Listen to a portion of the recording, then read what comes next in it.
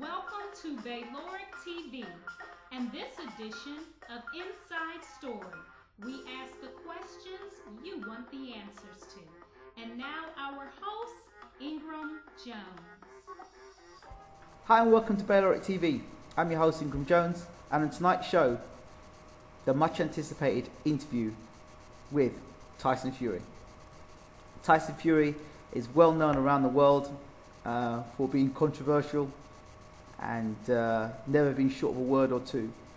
So I was asked by so many people to do this interview in particular. I wanted to hear what Tyson had to say, and there were questions that people wanted answers to.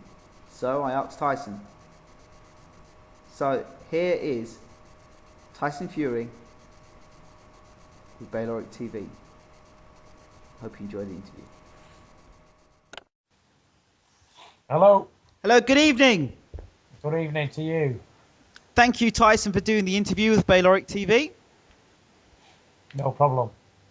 Okay, I want to start the interview slightly differently. I want to start talking about you in terms of your boxing career as an amateur. It's something that I think gets skipped over a lot, and a lot of boxing fans tend to just see this guy who's 6'8" and has won 21 fights, and think, oh yeah, he's only won 20 fights. He ain't fought nobody. He's just fought pure bums. And they look at BoxRec and, you know, they don't get an idea of who Tyson Fury really is. So if you could start about your amateur career in terms of where you fought, who you fought, in terms of the type of competition you were fighting, and just go from there, really. Right, where do I start? Do you want the truth or do you want a load of lies? I want the truth, absolute truth. Right. Truth is, I never had an amateur fight until I was 17 years old. I went to the World Juniors after 9 bouts. Got a bronze medal, got ripped off in the semi-final. Went on from there, got silver in the Europeans. Won the EU tournament. What else did I do? I boxed America. I boxed the Olympic representative, Michael Hunter. I beat him. I went out to Philadelphia. I was supposed to go to the Olympics before that, 2008. The GB team didn't give me a box off with David Price, or they didn't give me a slot to go for a qualifier. So I was pretty pissed off for them. Then I fucked off to Ireland, and I went to a multi-nations with Ireland, and I knocked out a Polish champion. Then I come back and I went to USA and knocked out another American fighter, Ireland v USA. I travelled to Philadelphia to do that one. Boxed in the historical Blue Horizon where Rocky Balboa boxed. That was experience. What else did I do as an amateur? That was it really. Ate loads of cakes, drunk loads of alcohol, had sex with loads of birds. I didn't really do a lot. I just ate a load of junk and I never really trained. I won the ABAs without training. That was quite an achievement at 20 odd stone. And I wasn't a serious boxer. I never took it seriously. Just to play at boxing. Never thought I'd be a superstar professional, but then again, who does? And what else do you want to know? Well, it's interesting. You talk about those experiences boxing in America, boxing in Philadelphia. I mean, a lot of boxing fans or boxing experts know that fighters in America at that time, that their training regimes are pretty good. The amateurs have always been good in America. So you were fighting good quality amateurs. Yeah. Which is something that can be overlooked. And the thing is, why I'm asking the question about the amateurs, because I saw an interview, quite a good interview, not too long ago, about you talking about your experience of not being allowed to fight in the Olympics. And you talked about the politics of that. Now, first and foremost, I guess back then you must have been pretty angry with them. Back then I was quite angry with them because that was what I wanted to do. I wanted to be an amateur boxer and go to the Olympics. But when I look at it now, I realise it was all a lot of bullshit. Because it doesn't matter if you've had 100 amateur fights and won 100. Doesn't mean you're going to be a good pro fighter. I was never an amateur boxing style. I was all knockouts. I used to go for a knockout every single time. Even when the England team said, oh, don't go for a knockout, get some points and top gear and jib and jab around. All right, straight in, attack. always attack.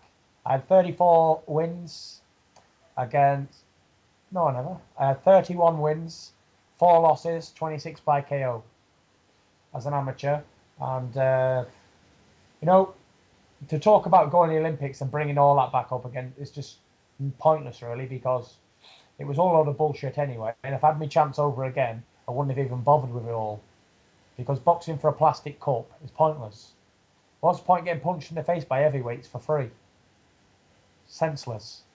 And I now realise that. So I look back on it as it was all a load of rubbish. I remember Gary Mason making a statement before he fought Lennox Lewis. He said, well, Lennox Lewis stayed in the amateurs and went and won and fought for the Olympic gold because he got beat by Tyrell Biggs in the first Olympics. And he said, well, you know, he's the mug because he ended up fighting in the Olympics the second time and getting punched in for free when I'm basically fighting and getting paid for it as a pro. So yeah. I guess in that sense, you kind of agree with what Mason was saying. But the experience that you gained as an amateur, would you say that has been valuable to you now as a pro?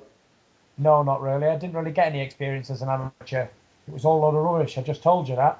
I was boxing 3 rounds or 4 2-minute rounds, and I was slapping with the inside of the glove.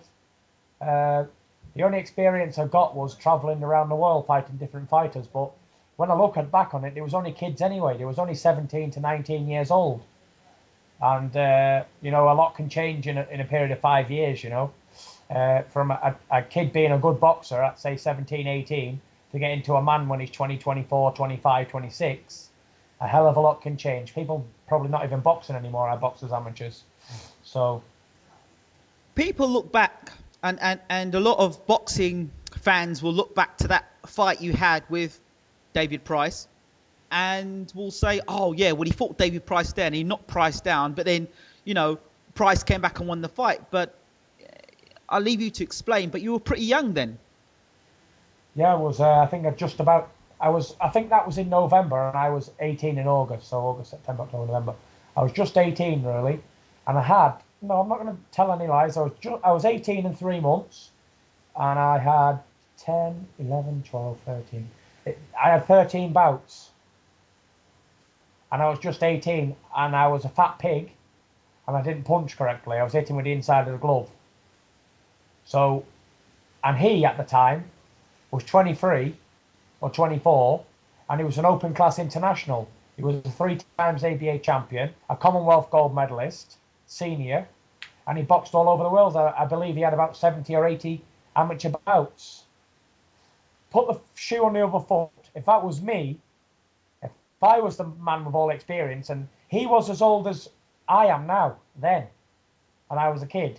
So if some kid come on to me and rumbled me all over, although I won the fight on points, I got touched down and everything, I think, fucking hell, what's going on? But, you know, it wasn't really a big issue for me because I didn't think much of the ABAs anyway.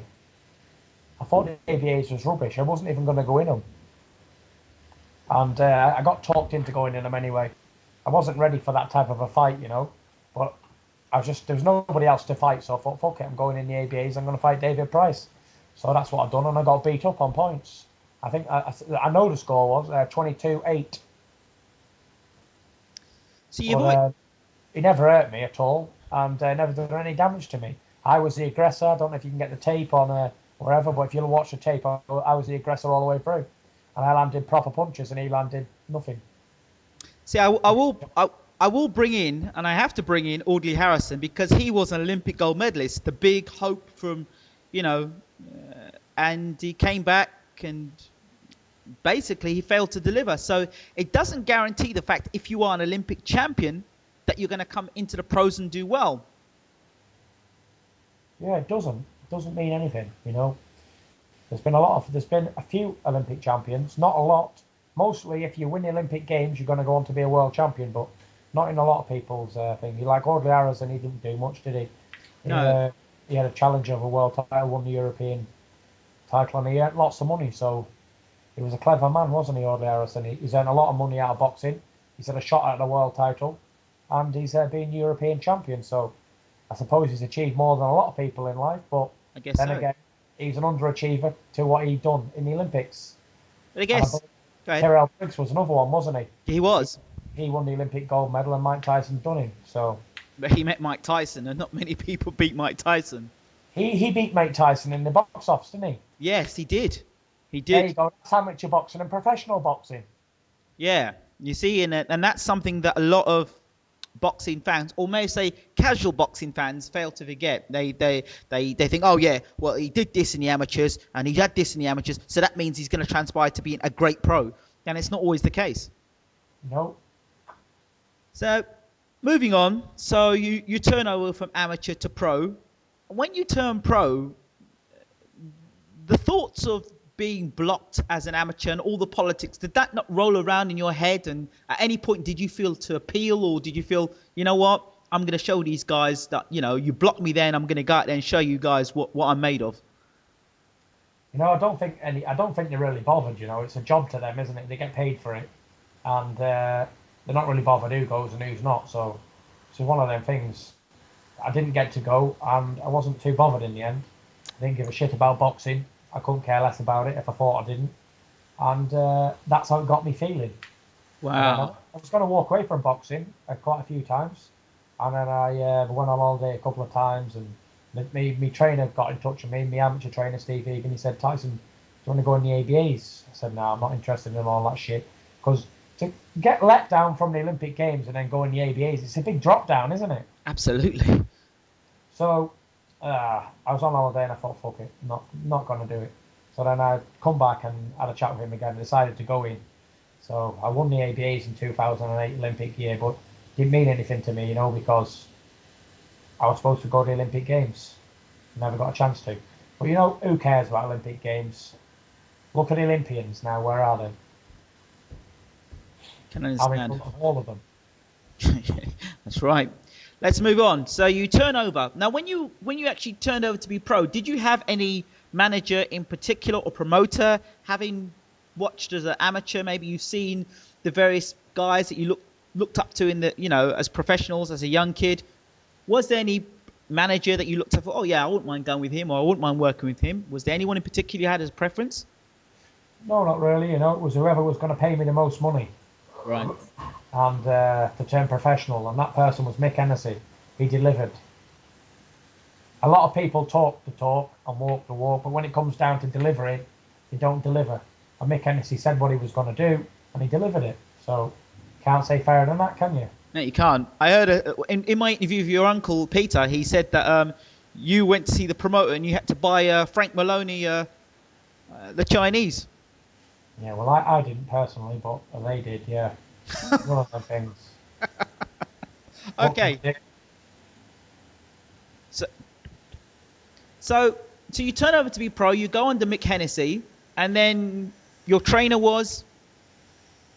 My trainer was originally Steve Egan from Wythenshawe Amateur Boxing Club. Okay. But he didn't get a boxing licence for a while, so I ended up training with my uncle Huey, like in temporary mode. And then what happened from there was I liked what I got with Huey, so I ended up sticking with Huey for my first 15 fights, or 14 fights, or however many it was.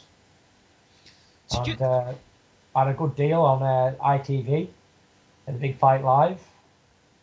I boxed on various different stations. I've had more coverage on TV than any other heavyweight boxer in the country. I've been on ITV. I've been on Channel 5, Premier Sports. I've been on American stations, Super Channel, Showtime. I've been on a lot of different stations since I've been a professional. And I've had a good learning curve of different fighters. Mm. If you look at my record, I've fought more undefeated fighters than any other heavyweight in Britain. I fought the tougher fighters than any other heavyweight in Britain has. And, you know, it's one of them. I've had a good learning curve, and I'm now ready to take on anybody who wants to fight. Absolutely. Everything's right. So, I mean, in terms of you turning over, you getting the 15 fights, along the way, I know you was well documented that you partied, you were drinking, you were basically having a lad's life. Yeah, I was a badass, you know what I mean? I didn't give a shit. I was going in there, I was smashing someone's face in, getting paid, and I was going down the town and spending it. I was treating everybody for everything. I wasn't bothered, you know. I never have been bothered about money, you know. Money's nice, but it's there for spending, isn't it? there for enjoying, living your life. And, you know, I was living a lad's lifestyle, you know. I was going out buying nice cars and racing up and down and whatever, drinking and messing around with women and all sorts of stuff that had happened to a young kid who comes into a few quid, comes into a bit of fame straight away. You know, and it does. You don't think it matters, but it does go to your head a little bit. You know, not as in an arrogant way, but it just like you. If you've got the money there, you'll spend it. So the people around you at that time, when you were, say, flaunting it and being the lad, when you decided to make the change, how did those people respond to you saying, you know what, I can't be doing this no more, lads. I've got to knuckle down. How did they respond to that? You know, everyone was very supportive because everyone was saying, oh, Tyson, come on, don't be out here. Because I'd be out till 5 a.m. Like, I fought the Brazilian champion. It was WBO Latino champion. He's number 12 by the WBO. And I fought him at Wembley. And the night before the weigh-in, I was out till 5 a.m. with my cousin drinking champagne in Manchester. And then I went to London, weighed in, and knocked him out. So I obviously knew that it wasn't going to carry on. But I wasn't bothered. I was only fighting for money anyway. So I saw myself as a prize fighter. I was just fighting, getting paid, and living on it. I didn't care about boxing. I wasn't bothered. I fell out of love with boxing at that stage. You know, you got to love the game. You got to want it. You got to love it. And at that time, I didn't care if I won or lost. I was just going in there and fighting. It was something fun for me to do because I love to box. It was something that I just got in there and done. I was out of shape. I wasn't training. I was training myself actually for a few of my fights. And my diet was like cakes, McDonald's, KFC, sweets, alcohol. It was quite crazy really, but you live and learn, don't you? So you live and learn. So in terms of your management structure and the trainer or what was going on there, I mean, your promoter really stuck by you when you were doing some things that were pretty crazy. Yeah, well, he had no option because crazy or not, I was still winning. You're not gonna kick out a winning heavyweight in the bush, are you? Whatever I was doing, I was being naughty. Whatever I was doing, I was still winning, and I was winning in style. Sometimes I get hurt, knocked down, get in there and have a gunfight with somebody I shouldn't do, you know. But it's one of them things. You get in there and you have a fight, and then, well, that's it. That was it then. You know, the promoter was very. He stuck by me, you know, Mick Hennessy. But you know what comes around goes around, because I stuck by Mick Hennessy when nobody else did. Mick Hennessy, when I turned pro with him, he was a top promoter in the UK. 2008, 2009. He had the ITV contract. He had Carl Froch, Darren Barker, John Murray, everybody. He had everybody. Junior Witter was world champion. There was a lot. He had most of the top fighters in the country now was with Hennessy, and they were all undefeated as well. And you know, when the credit crunch hit in 2010, everybody left him. Carl Froch, Darren Barker, John Murray, everybody who he had left him. There was only me really who stuck by him. Me, Lenny Dawes, and John O'Donnell. Wow. So you get rewarded, don't you, for your loyalty? Wow. So was there no point in time you thought, you know what, boy, these guys are all going. This can't be clever. Let me get out of here. Did you never consider that? No, I'm not like that, me. Like I said, it wasn't about being a successful boxer for me. Maybe I was a stupid one, but Carl Froch and all, it was a business to them, wasn't it? They was on about on about the business side of things and all that. But as I said before, it didn't really mean anything to me, boxing. And I've always been the type of person that if a ship's going down, we're all going down with it. You know, I'm not going to jump off when someone's in trouble. I'm going to fight it to the end. I'm not the type of person to run away when we're having a fight. If there's 10 of us and 50 of them, we're having a fight, you know. Maybe everyone else runs away, but I'll always stick by you. I'm that type of man. So I wasn't about to abandon Mick Hennessy when he was having things bad, because I was with him through the good times. So you got to be with him through the bad times, take the good with the bad, haven't you, and try and make an average out of it all. So we'll go on to the first major fight on television, which was, I believe, you had the what's the guy's name? He fought him twice. McDermott. John McDermott. Yes, the first fight. Yeah. After that first result, and in the changing rooms, when you sat down, what were you thinking to yourself back then? Wasn't really thinking anything. I mean, was a young kid. I was rushed into a fight. Wasn't ready for. Simple. I was 20 years old. I had 7 pro fights. John McDermott was a seasoned professional, not a shot-worn professional, a seasoned one who'd fought Danny Williams twice, went the distance, and beat Danny Williams one of the times and never got it. And, he had 30-odd fights. And he was a man 28, 29 in the pump of his life. And the John McDermott I got in the first fight was a good game, strong John McDermott, taking nothing away from him. But I wasn't ready for a fight like that. I was 20-year-old with 7 fights, not ready. But I got in there as usual and had a fight, and that was it. So if you wasn't ready, was that an ego thing? You jumped in and fought him, or was that just being pushed into that position? No, I wasn't bothered. I'd just take the fights. I said I'd fight anybody, and anybody they got for me, I'd fight. I had 7 fights before that, knocked them all out live on TV. So you can't just keep going round knocking people out bums. You've got to step up and fight somebody. So John McDermott was the English champion, and he was a proven fighter. So got in there and had a fight with him, and that was about it, really. Well, the critics are very quick to jump on somebody and say, oh, well, he's struggling against McDermott, and McDermott's this. How can this guy go on to be a world champion? The critics have always been like that. Do you know what? I couldn't give a fuck about critics. I'm not bothered. They're not paying my bills, are they? I don't care if they say I'm shit, can't fight, fat, ugly, gay. They can say anything they want about me. I just don't care. It doesn't affect me. It doesn't make me sad. It doesn't make me aggressive. It doesn't make me anything. The critics can say what they like. They're not paying my bills, are they? No, I guess they're not paying your bills, but are they? Would you say some of their criticism has been constructive? It's all constructive. They sort of sit down and inspire what to do, what to say about me in a room, I think. I don't care. I really don't care what the critics say, because it's got nothing to do with them. They can't fight, can they? A lot of them have never thrown a punch in anger. Yeah, so if I was in a room with them and they had a pair of gloves on, I show them what it's like to be punched in the face. Then they wouldn't critic anymore, would they? Because how can you criticise somebody who's in the ring fighting for his life, when you've never stepped between ropes? Anybody, I don't care if he's got a record of 10 and 10 losses, all by KO, he deserves credit for getting in a boxing ring and fighting.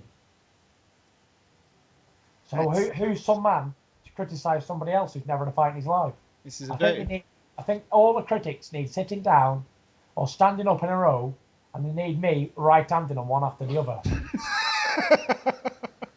I'd be obliged to knock 100 out. I'd just stand them in a line and let them feel right hands and left up. That's how much I value a critic. I'm sure there's some in particular you'd probably like to throw more than just left and right. I'm sure you like to throw uppercuts on them as well. There's few. I might even throw a low kick in there, baby. I mean, there are some I listen to on television. I tell you, I wouldn't mind throwing a few uppercuts myself at them. They're all jealous, aren't they? Because they can't do it, or maybe they could have done it, but there has-beens. And there's nothing like currency, is there? It's like now. Now exactly. Is the right time. It ain't 10 years ago or 5 years ago. It ain't I was. It's I am. Valid. Now, next point. Big fight. Let's move on from McDermott and let's talk about Derek Chisora. I want to go into that situation with. I obviously wasn't there. I was watching it on television, but I heard about this shirt coming off and Derek and you getting into something. What was all that about? That was about getting a fight on. Right. If there's one thing Tyson Fury knows how to do, it's how to PR himself, how to make press, and how to get fights on. I just don't care. I don't care. Simple. Whatever it takes to get a fight on, I'll do it. And if that means going up to somebody and punching him in the face, well, it's got to be done, hasn't it? it's a perfect example of David A and Derek Chisora. They do what a man's got to do, you know. But back to the Chisora fight. We was at believe it was James DeGale fight. Yes. And Frankie Gavin was boxing, and I was keeping a low profile in the crowd, and I was getting a bit tired, you know, sick of these boxing. It was quite shit, actually. It was like watching paint dry. So I decided that I'd go down and challenge Derek Chisora to a fight. So, just randomly, just like that. Just random. He never even said anything to me. He never seen me. So I ran down, jumped over a few barriers. I said, "Hey, Derek Chisora." I said, "Come on." I said, "You don't want to fight me, do you?" I said, "You're a shithouse." He said, "Oh, blah, blah, blah, blah. Rubbish, rubbish." I said, "Listen," I said, "come on, fight now then." And it got a bit irate, and I pulled my shirt off and I said, "I fight him here and now."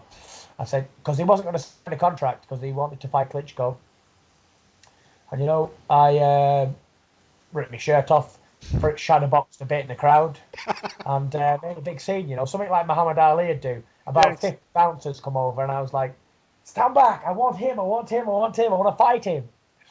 And it was quite a bit like a pantomime villain, really. And that was about it, really. The next day, he signed the contract. It's all very tongue-in-cheek, is it not, Tyson? Tongue-in-cheek, you know, it's got to be done. People can take it serious, but I don't really take much serious, you know. I don't really take what I say serious. You know, it's all fun and games at the time, but then you can sit down and think, oh, right, these people are going to take this a bit serious now. I guess maybe 10 years ago, it might have been interesting to see you at the MGM Grand with the likes of maybe Holyfield and Tyson were around, and Riddick Bowe and Lennox Lewis, maybe sitting in an audience and you sitting there, maybe jumping over a barrier and saying, "Hey, Mike, I want to fight you," or "Holyfield, I'd like to fight you." It'd have been quite interesting. You know what it is? I'm in the wrong era. I should have been in that era. That would have been an interesting era, don't you think? Interesting, very interesting. You know, the people of today, they've got no humour, they've got no sense of funniness. Everyone wants to be straight-laced, you know. It's no good, really. Professional heavyweight boxing is about entertaining people. And that's one thing I am as a born entertainer. Whether it's in the ring, out the ring, at the side of the ring, or wherever. I know how to entertain, I know what to say, I know how to do it, and I can fight as well. So, bit of a full package, really. So is there any possibility that we could see you in the coming months, maybe running up a couple of some escalators and challenging Vitaly Klitschko? No, because it's already been done by David A, and I'm not a copycat. Okay. But... Okay. Now, I do want to... There's a reason why I mentioned that. I want to touch on that. David Hay, he's a PR man. In fact, it's his PR that excites the heavyweight division, or excited the heavyweight division for that big fight against Vladimir. A lot of talking, and a very anticipated fight, but the actual fight didn't deliver. Now here we are in 2013 with a young man who is ambitious, wants to fight, and wants to fight the best in the world, and just shown he can throw a punch and can take a shot, and you know, knows his way around the ring and isn't afraid of saying what he has to say. Well, in 2013, there's Vitaly Klitschko around the corner. The one thing fans probably are annoyed about, not so much with you, but with the past of what happened with David Hay, is that David Hay'd say a lot. When it came to actual fight time, he ran. Yeah, he did. Your thoughts? My thoughts on what, the running or the fight? The whole thing, the whole build-up and the fight and the... You know, I thought it was quite entertaining, you know. It was what the heavyweight division needed at the time. You know, you can't slag David A off because he's a clever person. He's made a lot of money out of it.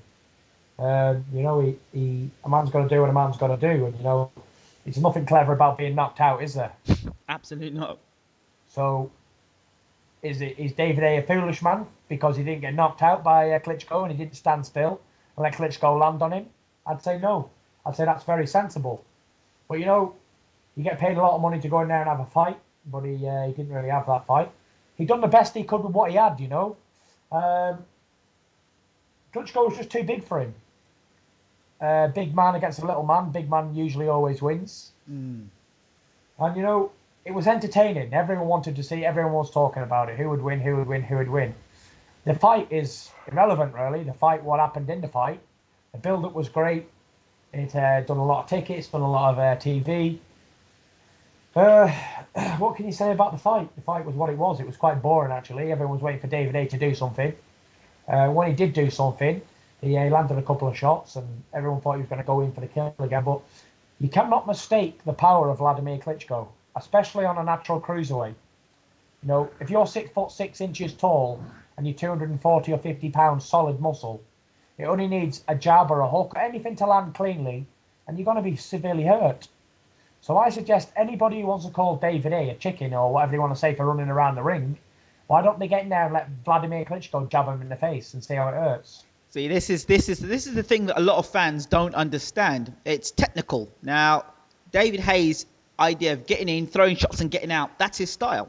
That was his style. I don't understand why people expected David to go toe-to-toe against a man that was significantly taller, significantly heavier, and could do some real damage if he landed. So that was Hayes' way of fighting.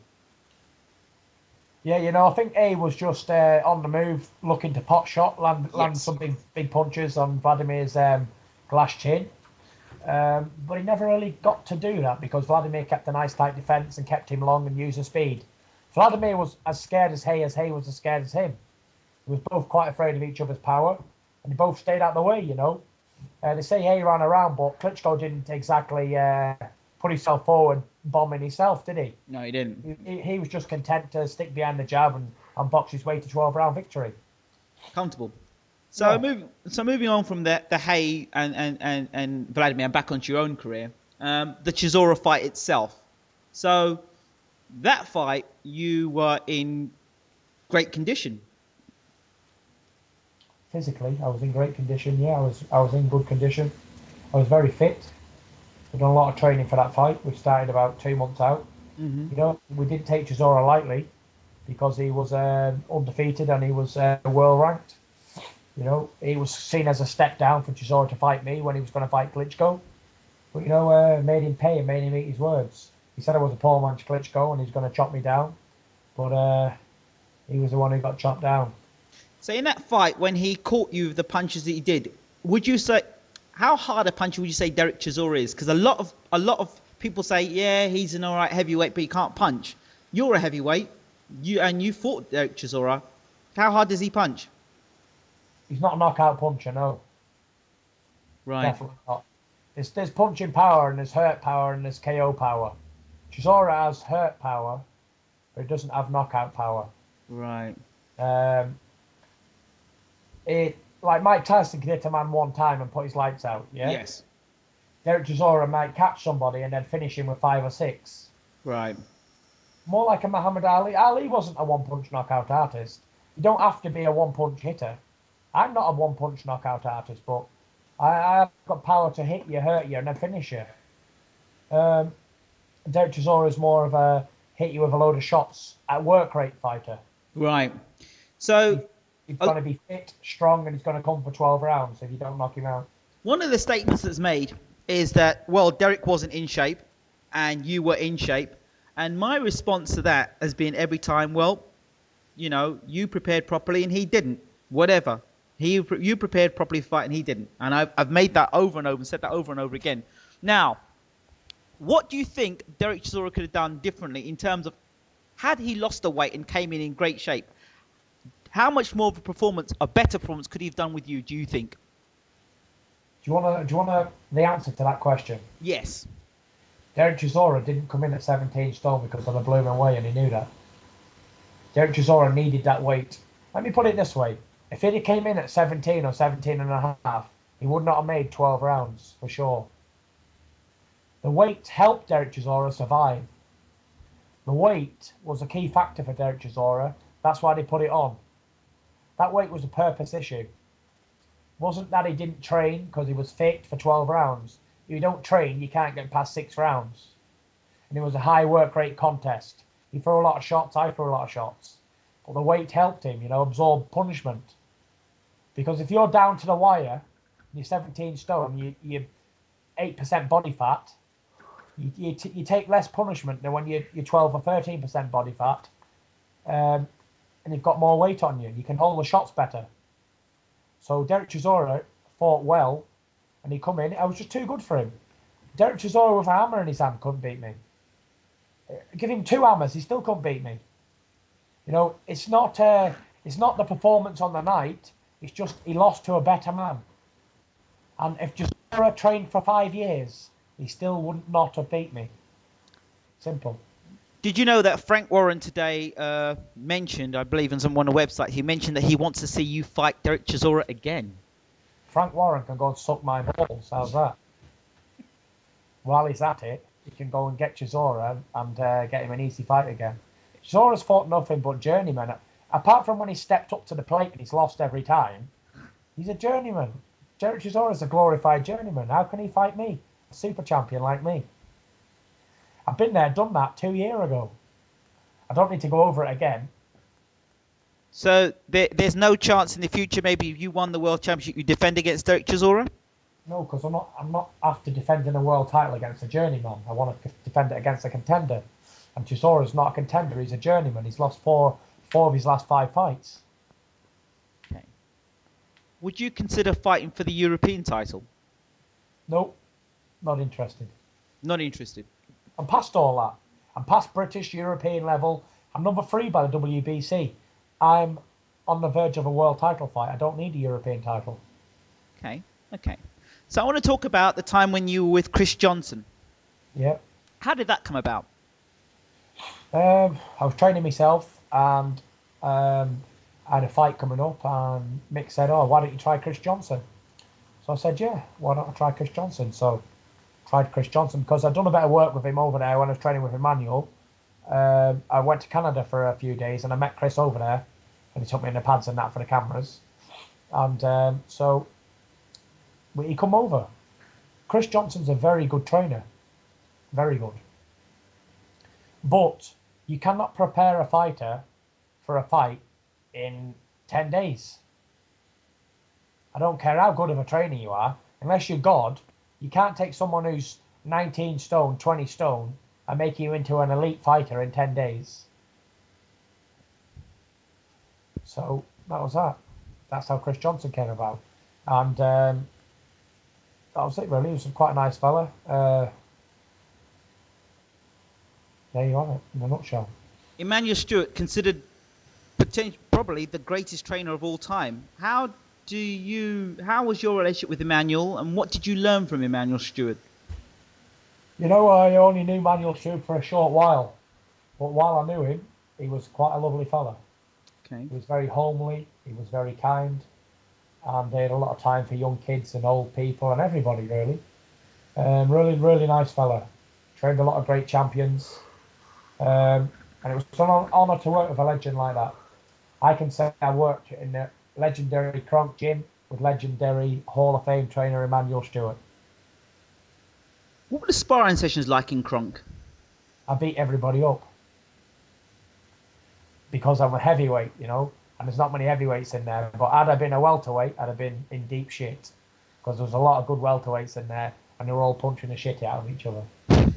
They were better sparring than you see world title fights at the Kronk gym. They would just say 10 welterweights at the side of the ring, head guards on, in the ring sparring. And they'd just do round after round after round. And it would just be open sparring. Anybody would get in with anybody and try and knock the other one out. I don't care if you were 16 or you were 45. You were going to get knocked out if you wasn't capable. Now, I know you have said a lot of times that to find sparring in Great Britain was very difficult. Is this still the case? Yeah, there's nobody for sparring, no, not in England anyway. There never has been. I never have had any sparring in England. Apart from I sparred John McDermott a couple of times. And I believe I've done a few rounds with Mark Potter, one spar. Mark Potter's not even a professional. And I've done one spar with Danny Hughes. Okay. So there's your heavyweight sparring in Britain. Not very much. I know you talked about Anthony Joshua, one particular sparring session with him. Yeah, I had a spar with Anthony Joshua. I think we've done 4 rounds a few years ago. How did that go? It went quite well. He was a good kid. He strong, fast. young, fit, ambitious. Staying in the amateurs, I believe. Is he staying in the amateurs, is he? That's what I understand. He's staying in the amateurs, I think, maybe for the next Olympics. He's fighting this world boxing tournament, I think it is. So I think it's a pointless issue, all about me. Why would you stay amateur if you've won an Olympic gold medal? Unless you're Tefilio Stevenson, where you can't turn pro, because it'll offend your people in your country. What's the point? So, moving on, we're on to now the Nicholas Further fight. Yeah. Talk to me about that fight. What do you want to know about it? Well, your uncle says you got caught with an overhand right, and you could only see out of one eye for a few seconds. Yeah. Basically, told you already. Yes, but I mean, go ahead. I hit with an overhand right. My vision went in my eyes a bit, and I had to absorb quite a few shots afterwards, and I had to battle back and beat him up. I'm a big believer in fighting is a gladiator sport. You can't go in there and hope not to get hit, because this is heavyweight boxing. You're gonna get hit and hurt sometimes, and it's not how you get hit and hurt; it's how you come back from it, isn't it? Exactly. A lot of I'll go back to this again. It's a fashion to have an unbeaten record and just knocking people out, but not taking any punches in return. Somehow that equates to, if I have an unbeaten record and I knock out 25 guys, or 28 guys, and not fought any sort of opposition, that equates to me being a world champion. I don't understand why that people view this way. I think there's a welterweight out there called Peter McDonough, and he has the best saying in the world. He says records are for DJs. And he's right. Because an undefeated record means bullshit. It depends who you fought. If you look at my record, go on BoxRec and check out the people I fought. I've fought tough people. I've had tough opposition. I fought undefeated people. I fought world-class people. I fought people who don't get knocked out. I fought people who very defensively. I fought people who are bangers. I fought people who are tall, people who are short. I've had a really good grounding. That's why I'm on my way to holding the fort in a division for as long as I want to. These guys like Deontay Wilder, David Price, Seth Mitchell, Joe Hanks, Brian Jennings, they all haven't fought anybody. They've got a big record, 14 to 20 odd wins, with just knocking out bums. I could have a 50-0 record if I just knocked out people who couldn't fight back. It's not about who you knock out, it's what you learn from it, isn't it? A lot of these guys are talking, Deontay Wilder says he's going to step up, he's going to fight somebody decent, he's going to step up. And he keeps saying it, but fans are getting tired of it. They want to see him fight somebody of note. Yeah, but what's the point in fighting somebody of note? Because he's getting a big name, he's getting paid, and he's doing well in America just by fighting field guys, people who work in the fields for a living. So why does he need to step up and risk it? Fans might say, oh, Deontay Wilder's doing this and he's doing that and he's avoiding the big fights. But, I think he's quite a sensible kid, I spoke to him on the internet and that. And I do believe when his time comes, he will shine. He'll beat most of these heavyweights out there, because the heavyweight division today is dog shit. So you just need to be a decent heavyweight to take over. And I do believe he's one of the best heavyweights in America. Just because he's got a puncher's chance and he's tall.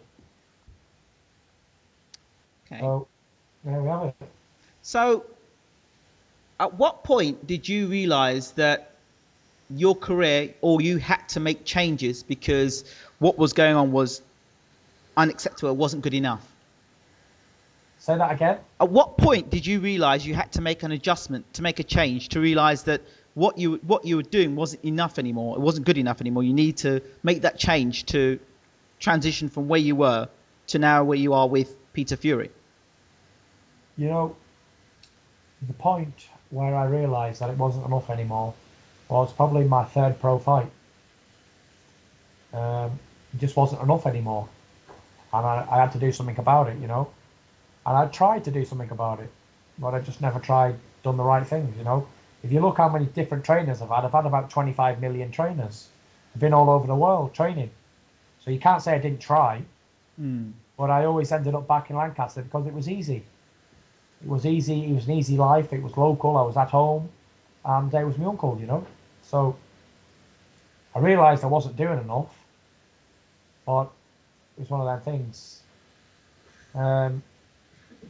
Just come to a point, really, where I wasn't going to bother with boxing. I told you I wasn't interested if I won or lost. I was just doing it to get a few quid in and go in there and have some fun. So it was just a game to me, really.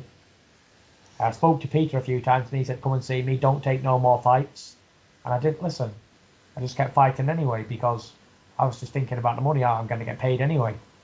All I've got to do is go in there and have a fight and hopefully I'll knock them out and I'll get paid.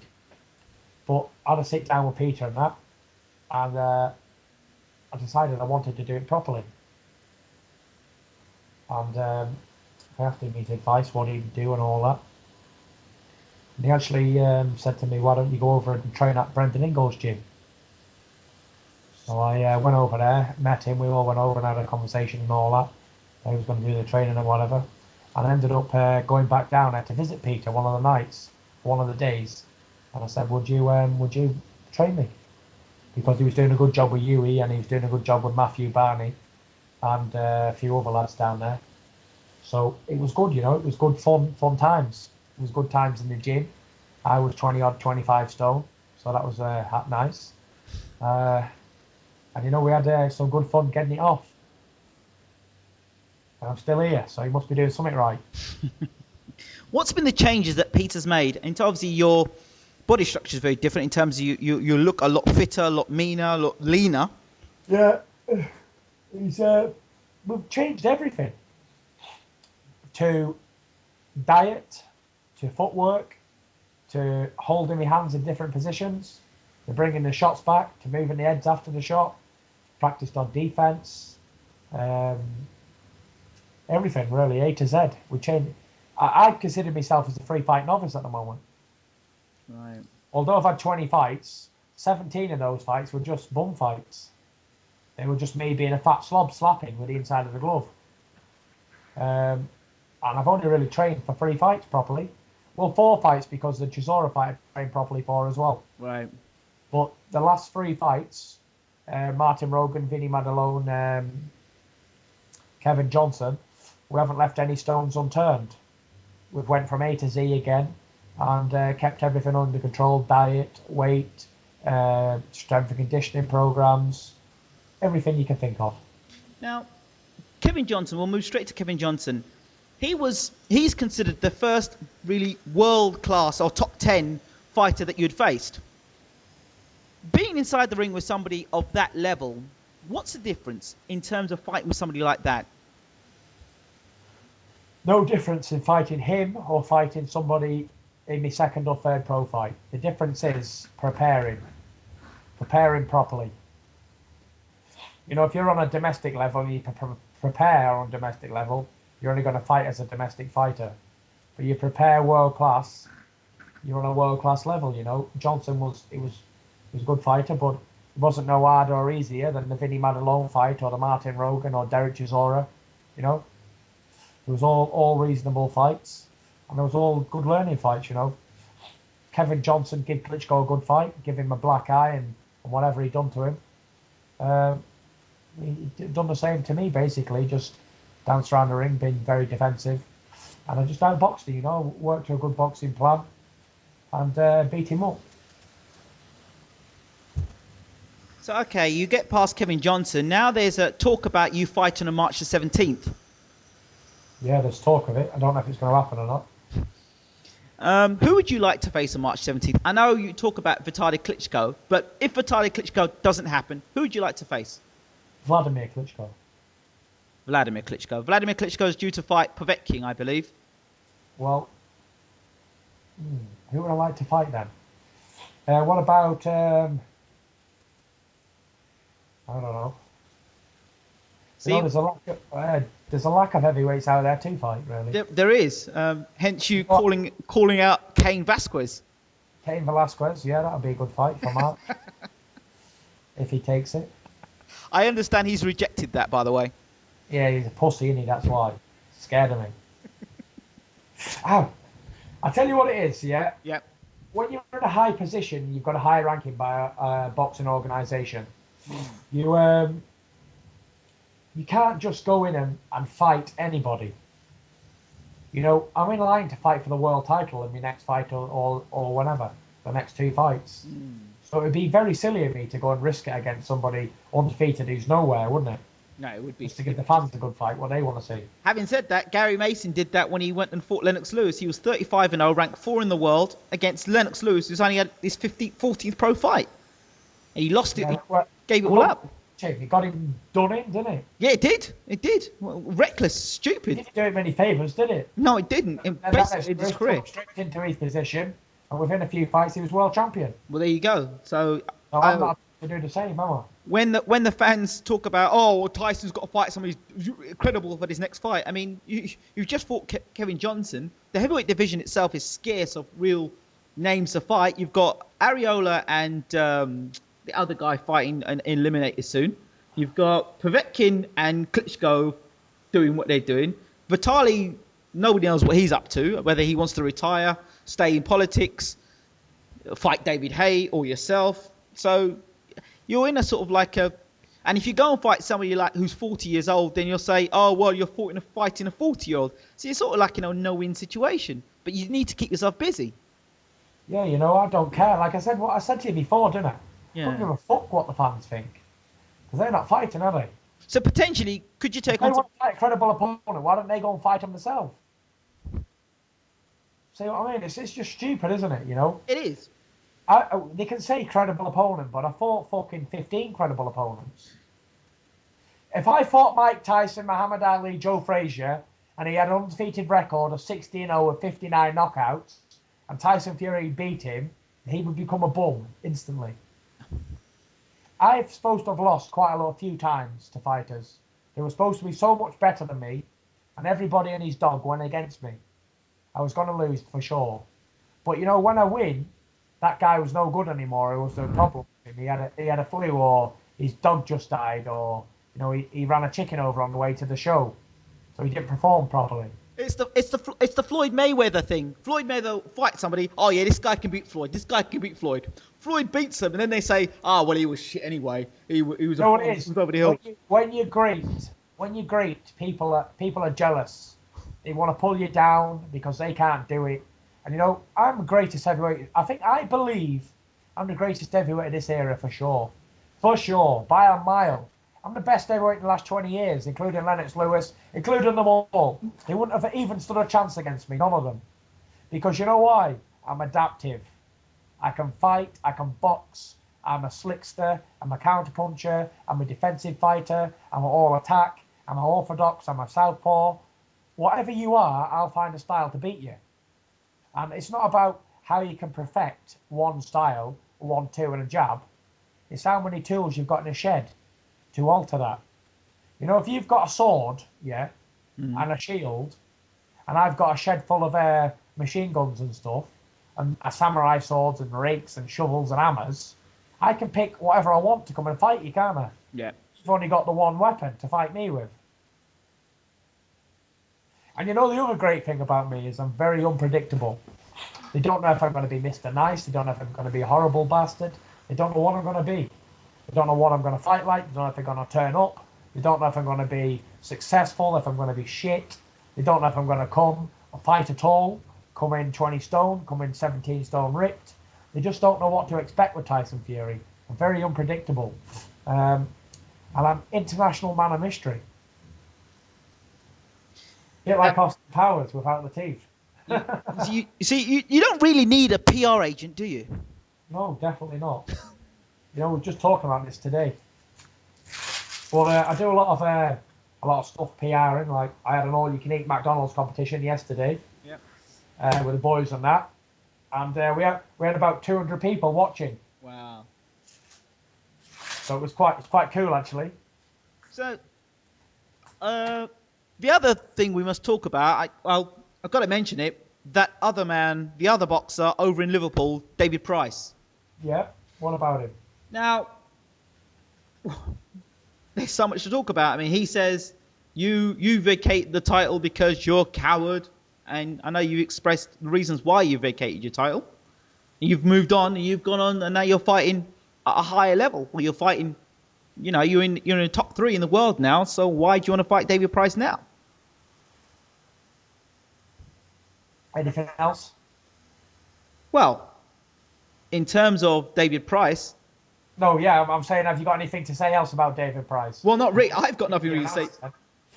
I've got really nothing to say about David Price because, What's my opinion of David Price then? Well, his career, what he's doing so far. I mean, you probably don't care what David Price is getting on with David Price because it's your career. So he's fighting a lot of old age pensioners, really, isn't he? Well, he's fighting Orley Harrison, Matt Skelton, Tony Thompson.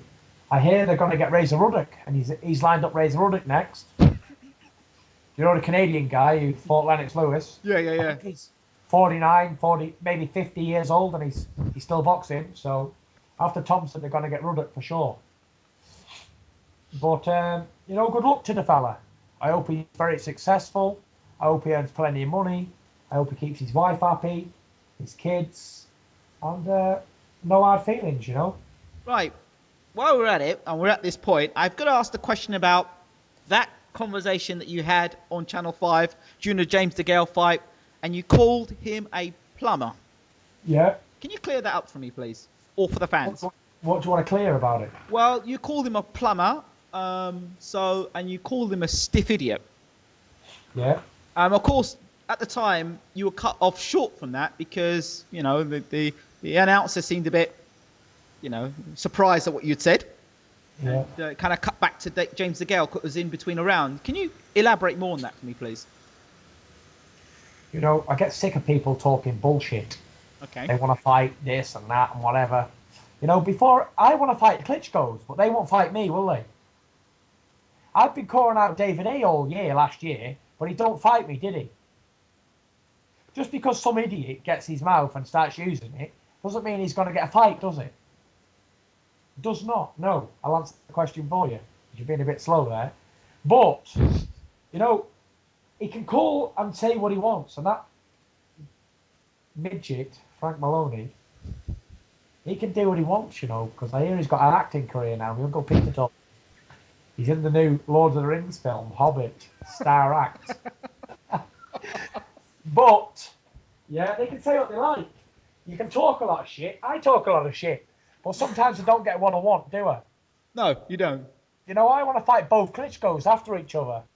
I want a watch worth £5 million. I want 14 6-foot blondes to marry, but I ain't going to get it, am I? So they can talk all they want. It's not happening. He's fighting 40-year-old men, and he's trying to cash his check by fighting somebody who's got a name.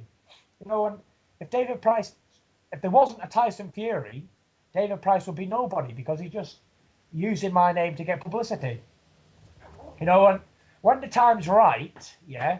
And there's some serious money on the table for a fight like that, then, I'll oblige going in there and smashing his face in. And I'll enjoy doing it because of all the shit that his promoters got him into. I'll take it out on him because really he's a bottleless cunt. And I don't mind saying that because I can tell by looking at him he's no bottle. Just by the way he holds himself. He's like, he scrunches his shoulders and puts his neck down like somebody who's scared, He don't stick his chest down and say, I'm the man. He's a pussy, David Price. And I can tell if I looked at him outside and said, oh, you got a fucking problem. He'd look on the floor and walk away. And when men like that, they can't fight me because I'll just put it on them straight away. And if you've got it put on you straight away, you're on a losing battle already, just like Michael Spinks against Mike Tyson. He'd already lost the fight. Just like Derek Chisora v Tyson Fury. He'd already lost the fight. Just for being a big bottleless cunt. So, what is this thing between yourself and Frank Maloney? Has he offended you in some way? Or has he said something that you don't like? Because there's a few things you've said about Frank Maloney recently, about his wife and about his finances and on Twitter. Frank Maloney's a little tosser, and I don't mind telling it to the world. I think everybody already knows anyway. But, if you want to go into a verbal battle with Tyson Fury, you ain't going to win, because whatever you can say, I can say 15,000 more things. Because where he's the promoter and he's bothered, I just don't give a fuck.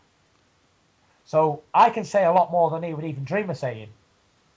And you know what? Who cares? Frank Maloney's a dickhead anyway. So the more shit he gets, he deserves. You can't go around calling people names and not expect to get something done about it just because you want to earn a few quid because you're a greedy cunt. You can't go around calling people cowards and Chicken Fury, and I label him Chicken Bow like I done Chicken Bow, Tyson Fury, because I've fought anybody he put in front of me. And I fought Eastman in the amateurs for free, as I told you before. Yes. I didn't get paid for it, did I? I was 18 years old, I had 10 fights. So I'm sure I'm really scared of him. He couldn't do nothing with a kid, never mind a man like me now. I'm sure that when the day comes, I'll put my fist right through David Price. And I'm just going to laugh at all the crowd because they're going to be crying because I know they love him and they hate me. But I love being the villain. I love being the pantomime villain, and he's the Mr. Nice Guy. When the Mr. Nice Guys get set about, it's Mr. Cry, isn't it? Oh, it's upsetment. David lad's been punched up. But what can you do? Then they'll have to fetch somebody else for me to smash him, won't they? They'll have to build another Great White Hope from England, and I'll have to smash his face in as well. So, bring them on. Do you enjoy all of this? Do you enjoy all this, do you like all this talking and I know you like to fight, but do you like the talking and the banter and the hype? Do you enjoy all that stuff? I love it. Love every minute. I can't see your face. It's what I was born to do. I was born to do it, and I'm doing it. I can't see your face, but something tells me that deep down inside you're smiling and laughing away. Bang on the nail. Bang on the nail. 100%. I also can't say to you that I don't enjoy all this because I do enjoy it. I mean, most...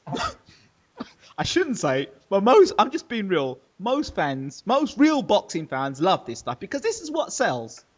Let's be honest, this is what sells. Nobody wants to see somebody in a room, sit down and say, yeah, I've got my next fight and, I'm going to fight this guy and I'm going to beat this guy. And nobody wants to hear that. Somebody wants to hear you talk, say something controversial. From Tyson to, Ali, they all said something controversial. They all did something controversial, and that's what sells. What's this guy Tyson going to do next? Very unpredictable, as I said before. Exactly. And like you said, people love it and they also hate it. They love to hate me. I'm one of them people that they love to hate. You go on my Twitter, I've got 70,000 followers, and most of them's haters. But they still follow me because they love the banter. They love the shit I give them. And they give me back, and we exchange verbal shit on Twitter. Now, I want to talk to you about this Twitter thing, because this is another thing. Somebody said to me the other day, that Tyson Fury, he wants to be heavyweight champion of the world. But you know what? He's got kids watching his Twitter account. Could you imagine little kids watching his Twitter account, or people who aspire to be Tyson Fury, and they're watching him swear on his account and do these things? What's your response to that? I think them kids are very lucky to have somebody like me as a heavyweight boxer on Twitter, because they can see that I'm not a fake person. I don't pretend to be something I'm not for the cameras, or pretend to be something, because at the end of the day, everybody swears and everybody says fuck, shit and fart. It's just that not people express it in front of people. But this is a real world we live in. People can't be mollycoddled until they're 25 and they go out into the real world and someone said shit, let's get down and call the police. They've got to learn young, and if there's any young people on there, the parents should be supervising them anyway. So it's one of them things, It's I think they should. I think they will be thinking, yeah, I want to grow up and be like Tyson Fury. I want to be a badass motherfucker who don't give a shit about fuck all. And if they grow up with that attitude, they're going places. If they grow up with an attitude like I can't, and I'm a bit scared to go to school because I'm going to get bullied, or I don't think I'm going to make it in life. You're not, are you? If you've got an attitude that says no and quit and die, well, you are. You're going to quit and you're not going to make it. But if you've got an attitude that says never back down, no surrender, no surrender, you're going to make it in life, one way or the other. You don't have to be a sporting person to be successful in life. You just got to have drive. You just got to have the will to win, the will to never say never, never say no. If someone says no 5 times, keep asking them until they say yes. Be interesting to see what you'd be like on a show like Ringside. I'd just tell them how it was on Ringside. I'm not a yes man at all. Or I'd be interested to see what I'd be like as a a commentator on a fight on TV. You know, because these commentators are very biased for the whole fight, aren't they? They are very biased. All of them, Barry McGuigan, all of them, everybody. Yeah, they're all very biased for the home fighter, even if he's doing shit. Well, he's doing great. He's landing a good jab. This fella's just building up. I'd say how it is. I say he's fucking shit, this home fighter. I'd say, look, he's getting beat to death. Go on, Polish lad, give it to me. But you don't hear things like that because they're all fake people and they're scared to offend somebody. It's the truth, though. It's the absolute truth. And hence why I'm doing the interviews that I'm doing, because this is what I want to hear. This is the sort of stuff that people want to hear, the real stuff. People get the impression, oh, Tyson Fury is just this guy that's just crazy and just swears all the time and he's uncontrollable. But they don't understand that he actually is a man that is thinking and has got a brain and is quite calculated about what he's doing. Yeah, you know, I'd say how it is. If it's black, it's black, and if it's white, it's white, and if it's pink, it's pink. And if it's shit, it's shit. What it is, if it's not. So how do you deal with people that try to butter it up with you? Certain analysts or commentators will try and talk to you in a manner which is, deep down that they don't really give a damn about you and they hate your guts, but they've got to do the interview with you. How do you maneuver around a situation like that? You know, I just take the piss because I know who likes me and who don't. You know, it's one of them things. You know, there's a certain commentator, mentioned no names, Colin Hart. Oh, I've met him.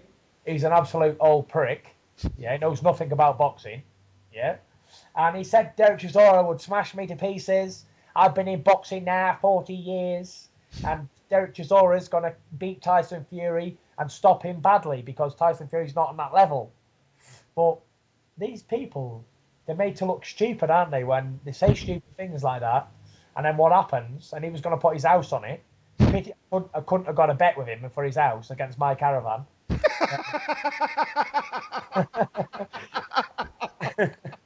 I might be living in London now.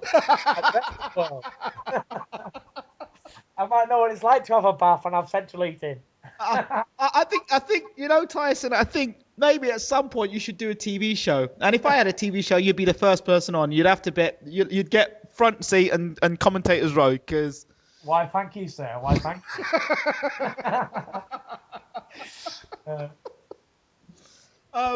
Let me think. I don't think it's anything else I really have to ask you about, really. We spoke about Twitter. We've talked about Facebook. Thank you, by the way, for following me. I do appreciate that. And, yeah, no problem, you know. If there are any fans out there that think that I'm brown-arsing Tyson Fury, yeah, I am. Lovely. That's what I like to hear. I'll give them something to talk about. Do you have a final message, A, for your fans? Yeah, A, for the fans. Thank you very much for supporting me throughout thick and thin. This year, you will all be rewarded because I'm going to win the heavyweight championship of the world. And I have a big message for all the haters, critics. Go fuck yourself. Keep hating. I don't like you. Fuck off. Ladies and gentlemen, that was Tyson Fury from BWTM TV. Thank you so much, Tyson, for speaking to BWTM TV. Thank you very much. Really appreciate that. Thanks again. Well, that was Tyson Fury talking to BWTM TV. I'd like to take this opportunity again to thank Tyson Fury and Peter Fury for making the interview possible. It was a great interview to have. It was a great opportunity to talk to Tyson one-on-one and to learn a lot more about the man who wants to challenge for the heavyweight championship of the world this year. I also do hope that the back and forth between David Price and Tyson Fury comes to an end, and the next time we have a back and forth, it's those two in a ring. What we don't want to happen as boxing fans is a Riddick Bowe, Lennox Lewis situation where there was lots of talking, but they never got to fight one another. So it'd be a shame if David Price and Tyson Fury didn't meet. And it would also only be fair to be able to now talk to David Price for him to respond to the comments that Tyson Fury made, and also to talk about David Price's career and where he sees himself in the heavyweight division.